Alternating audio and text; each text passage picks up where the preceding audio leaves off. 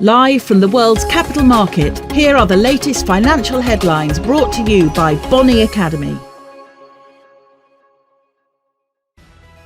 Hello and welcome to Wednesday's financial news. Stay with us for more market headlines. Bitcoin ATM operator Bitcoin Depot launched on the Nasdaq Stock Exchange, making it the first US company of its kind to go public.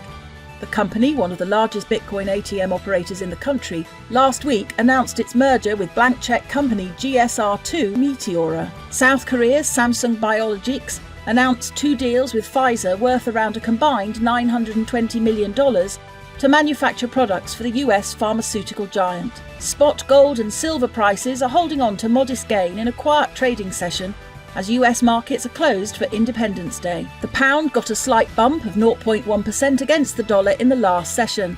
The stochastic indicator's negative signal contradicts our overall technical analysis. The Bitcoin dollar pair dove 1.1% in the last session. The MACD's negative signal contradicts our overall technical analysis. The Aussie dollar pair rose 0.3% in the last session. The Williams indicator is giving a positive signal. The dollar-yen pair traded sideways in the last session. The CCI's negative signal contradicts our overall technical analysis. The US factory orders will be released at 1400 hours GMT. The US MBA mortgage applications at 1100 hours GMT. The Eurozone's producer price index at 0900 hours GMT. The French industrial output will be released at 0645 GMT. Japan's Jib and Bank Services PMI at 0000 hours and 30 minutes GMT. Japan's foreign bond investment at 2350 GMT.